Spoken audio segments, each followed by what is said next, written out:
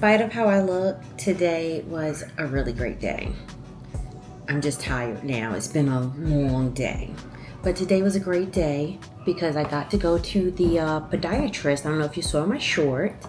Got to go to the podiatrist and found out that the bones are still aligned in my foot, so they do not have to put screws in them. Just gave me a boot, and the boot is so much better than a splint and walking with the crutches. Now I still need some assistance, and I still of course can't put all my pressure on that right foot until the bones fuse back together again. But with the boot, oh my goodness, it feels like so much freedom. It's crazy. I never thought I would feel this way. You know, you don't realize what we have until we lose it. So something as simple as the ability to walk freely on just one foot, one leg made a whole difference. I was taking a bath with one leg hanging over the bathtub. I was literally crawling up the stairs to my upstairs closet and scooting down the stairs from upstairs. I had to hop up the stairs because my home has an entry of stairs in the front and stairs in the back. And this made me realize that a lot of places are not handicap accessible, They are not making sure that everybody can freely have a good quality of life in this world, you know. Even places with a ramp, sometimes the ramp is like all the way around the back or much further away from the entrance. And yesterday when I went to a training class, that was one of the things I experienced. The entrance was right here. The stairs were right in front of the entry door. But if you needed a ramp for whatever reason, the ramp was like, you know, this far away. So, I mean, you had to go, I got dropped off at the ramp, but I had to take longer just to get to the entry. And then they didn't have the button, the automatic door button, right on the side that I come up on. I had to go past the entry to the other wall to push the automatic button just to come back to the entry. Makes absolutely no sense and is only done by people who are privileged. I know. Like I said, God does everything for a reason. And I truly believe that this was, again, to make me aware of what's going on around me, to make me aware of how many other people may live who are having these accessibility issues, whether it be with their vision or limbs or just anything, even monetary accessibility. Because when I went today to get my boot, you know, throughout this whole experience, I had to go to urgent care. There was a co-payment to go to urgent care. Then I had medications from urgent care. That was a payment. Oh, I had x-rays from urgent care, and that was a co-payment, right? Then I had to go to my doctor. You know, they tell you go to primary to figure out your next steps. That's a co-payment. Then I went to a specialist today, the podiatrist. That was a co-payment. They gave me a boot, and there was a deposit for the boot, or my patient portion to purchase the boot was an expense. So if you don't have money or access to funds, you're going to be, you know, kind of butt out because, oh yeah, today at the podiatrist, they had a sign right in the middle of the reception area that said, co-payment is due at the time of arrival, at time of check-in. That's when they check you in. And it said if you do not have your co-payment or deposit, they will reschedule immediately your next availability. So that means they're not even gonna bother seeing you, work out any payment arrangement, or bill you. They immediately are going to say deuces, and we'll see you when you do come up with the money. So this is a tough world we're living in, and we just gotta pray and be more cognizant for the people that are around us who need prayer in order to be able to live and benefit from it. So besides giving you an update on my boot and on my foot, I also want to update you on a few other things. I have some exciting things planned. One is a trip to New York with my son for his 14th birthday, and that's coming up very soon in September. I am so excited to get back home, and I wanted to just tell you a little bit about how I am taking him and his 3 friends. So no, actually 2 friends, so it's 4 of us in total are going. I wound up using frequent flyer miles and a total of $40. I love credit cards with frequent flyer miles. I got our tickets through JetBlue. I have a JetBlue card, and I use it for my business. It actually is able to accumulate a lot of points quickly because I use it to pay my office rent, and then I just pay the bill, and I'm able to accumulate a huge amount of points quickly because we haven't really been flying around this summer as much as we did last year, but I figured this is another way where I can really gain some points. I'm using the card responsibly on something that I need for my business, and it's kind of paying for itself with every transaction. I'm able to pay it off. But anyway, I had accumulated a lot of points, was able to redeem some of them for our tickets, and we're looking forward to going to New York.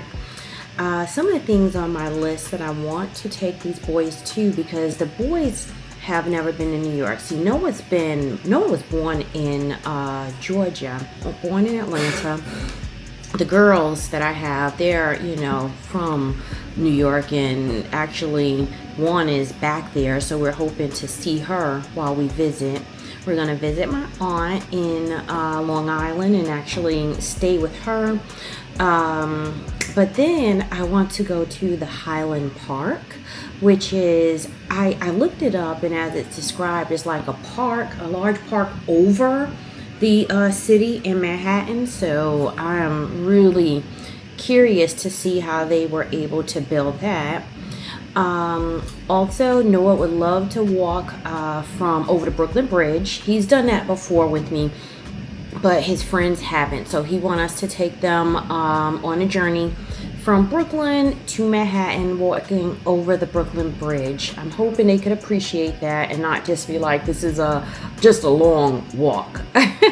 But when we get on the other side, and on the bridge, there's usually vendors, so you can buy stuff to eat and drink, and the weather will be nice. It's not burning hot anymore. And once we get into Manhattan, we'll just continue walking, explore the island, and eat while we're there. Another activity that I want to do, so September is a heavy birthday month for us. We have my son's birthday, I have a niece and a nephew birthday who live in New York, and my daughter who is in New York, her birthday. So we're gonna go to hopefully a bakery. One of the bakeries is Dominique. I think it's Dominique Ansel or Dominique Ansel. He is a baker that my husband discovered on TV. And another one my daughter told me about called the Milk Bar. So we're gonna go to one of those bakeries and get some good food and celebrate their birthdays there. And last but not least, I think I do want to go to like a skyscraper so that the boys can have an opportunity to go up in a skyscraper, and also the one which has like a glass floor at the bottom, and they can kind of walk out there and look down and really see how high they are. So yeah, those are the things we have planned for Noah's birthday. I hope he enjoy it.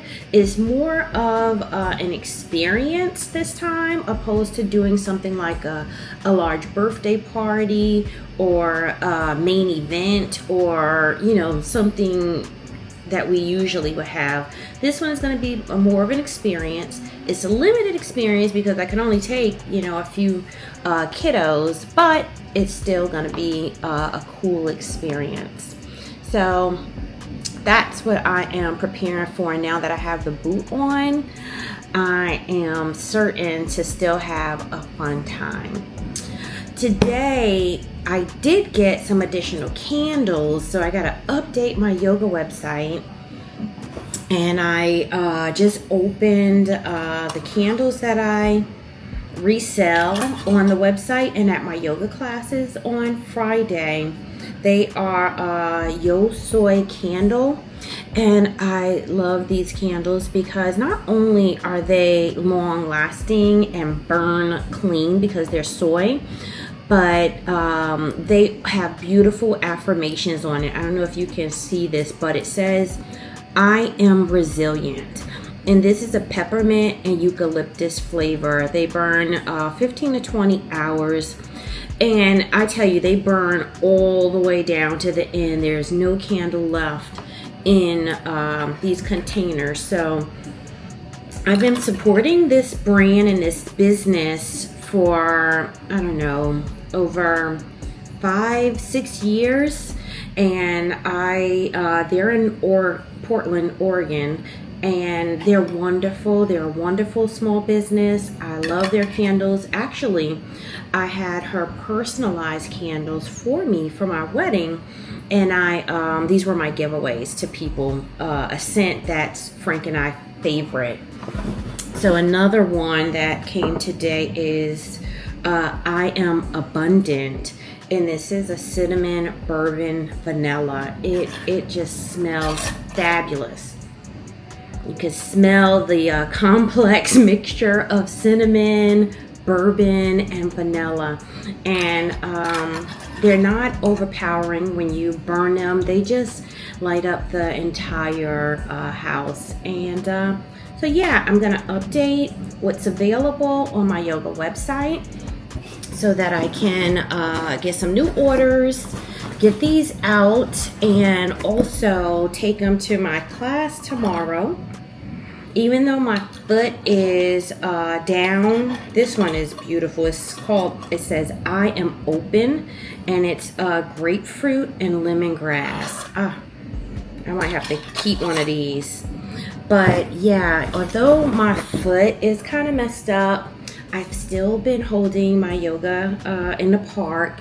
Last week I sat in a chair and conducted my yoga from there, and those who were standing were able to follow along with the cues. So I'm going to do the same for the next several weeks, excluding a week that I go away with Noah.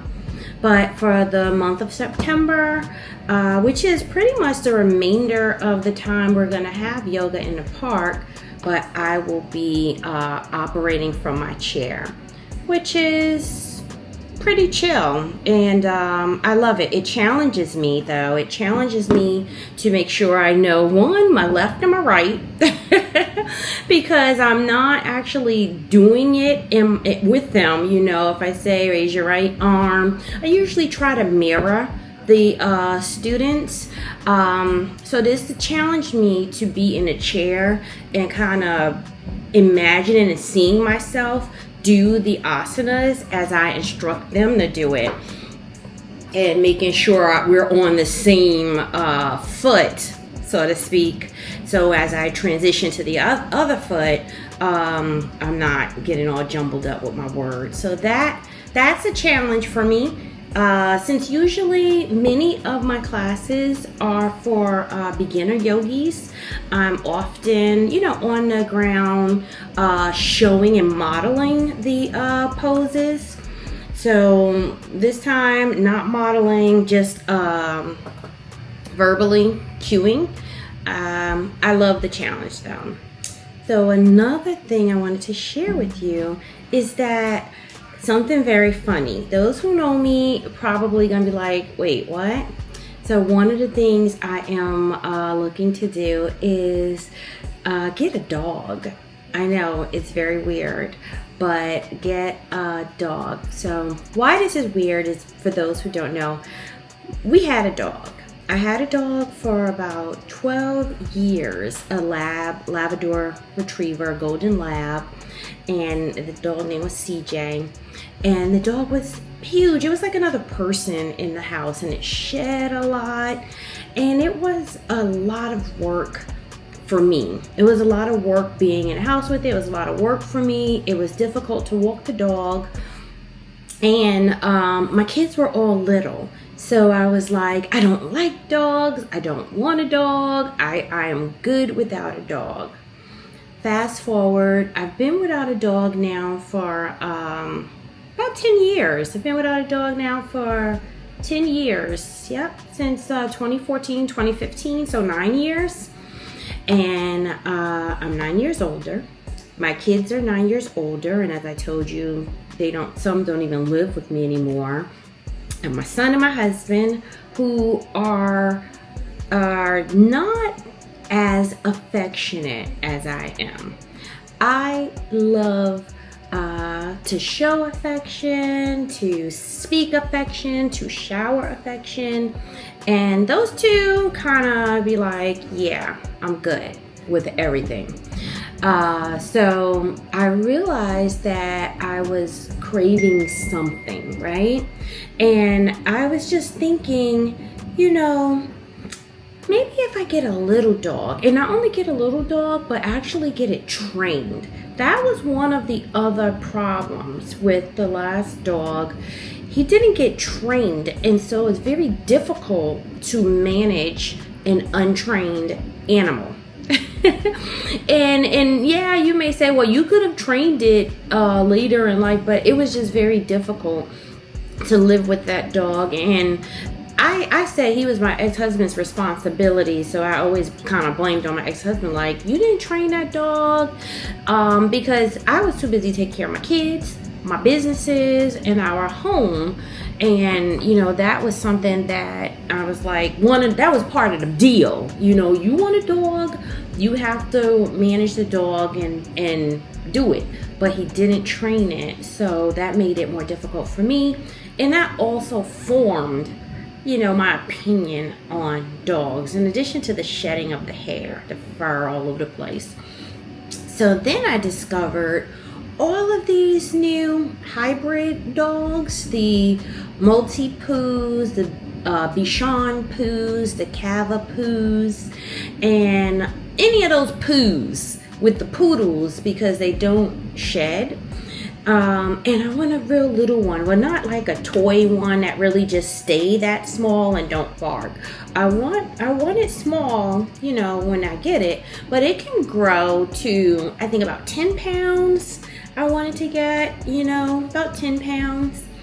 And so I'm excited about that journey. I have been watching a lot of YouTubers talk about their 24 hours with their dog, or the past 3 months with their new little Maltipoo or whatever. And it's just been so cute, and I've been falling in love more and more each day.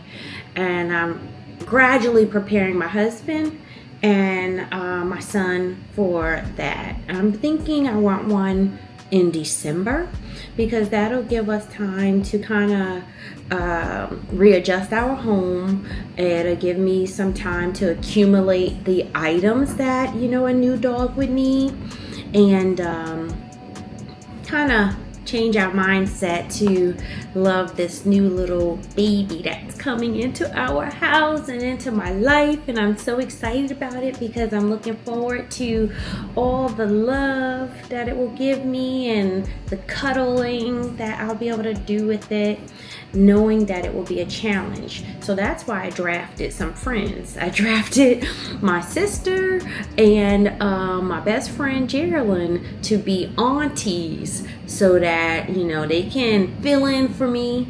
And my other aunt, my aunt in Douglasville, said she'd be willing to also keep the puppy as long as it's not going to bite up her furniture. So the training is a must. Another cool thing is, right across the street from me, my neighbor has a registered dog park in her backyard. So yeah, that's how large her backyard is. It is able to be a dog park, and she converted it, have all the things back there, a fence and a place where you could wash the dogs, a washing station and everything right in her backyard. And she's literally across the street. So how awesome is that? I can't beat that. It seems like everything is like, yes, this is for you now in this time in your life. So I'm excited about that. School is good. I think I gave you an update about my school. I am starting a new semester on next week, September 1st. And we're beginning with, I was looking forward to this class. It's a psychology class. This is actually my major. So I was looking forward to this class, and you don't know how much and how excited I am to begin.